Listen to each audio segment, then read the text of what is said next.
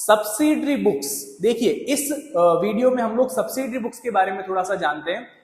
जब भी कभी कोई स्मॉल स्केल बिजनेस होता है तो वो 4 स्टेप्स में अपने फाइनल अकाउंट्स या अकाउंटिंग कंप्लीट कर लेता है, which is general, ledger, trial balance और फाइनल अकाउंट। यानी कि ये 4 स्टेप्स हमें हेल्प करते हैं हमारे अकाउंटिंग में।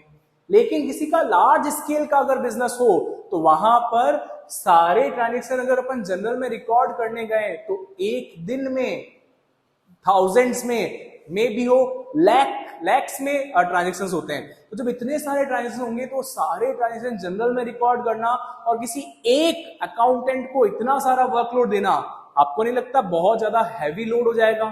तो उस लोड को कम करने के लिए हम लोग कुछ सब्सिडरी बुक्स की हेल्प लेते हैं, यानी कि कुछ हमें एडिशनल बुक्स और तैयार करनी होती है जो कि जनरल के बाद में तैयार होती है और लेजर से पहले। तो अपन कह सकते हैं जनरल के काम को आसान करने के लिए यहां पर हम सब्सिडरी बुक्स को मेंटेन करते हैं।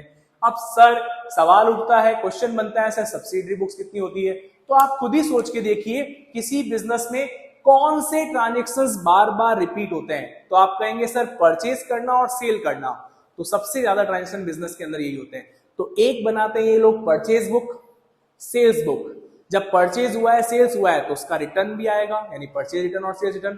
तो 2 बुक्स बनेगी, परचेज बुक, सेल्स बुक, तो फिर 2 और परचेज रिटर्न, सेल्स रिटर्न। तो 4 बुक्स हो गए students, purchase book, sales book, purchase return और सेल्स रिटर्न।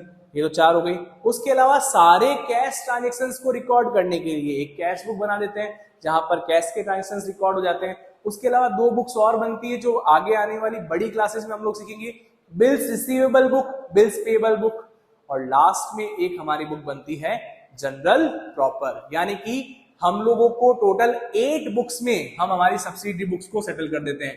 सबसे पहले आती है हमारी purchase book, then after sales book, फिर कौन सी आती है purchase return book, then sales return book, cash book 1 2 3 4 5, bills receivable book, bills payable book 1 2 3 4 5 6 7, last journal proper. तो ये टोटल 8 बुक्स हमारी बनती है सब्सिडरी बुक्स में।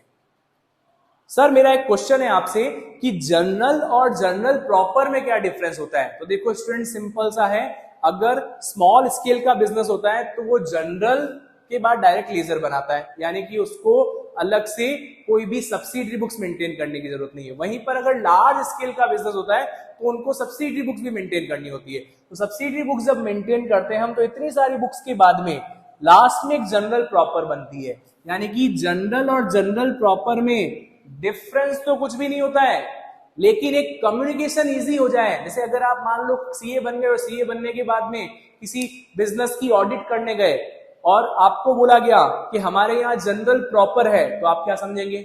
इसके यहाँ पर सब्सिडरी बुक्स है। और वो कहेगा हमारे यहाँ जनरल है, तो आप क्या समझेंगे? कि इनके यहाँ पर सिर्फ जनरल है, यानी कि लेजर सीधा बनेगा, नो सब्सिडरी बुक्स कॉन्सेप्ट। तो for the communication, better communication, हम लोग कह सकते हैं जनरल और जनरल प्रॉपर नाम दिया। देयर इज नो डिफरेंस, कोई डिफरेंस नहीं है। जैसा फॉर्मेट जनरल का होता है वैसा का वैसा हमारा जनरल प्रॉपर का भी होता है, बट कम्युनिकेशन इजी हो इसलिए जनरल और जनरल प्रॉपर नाम दिया गया है।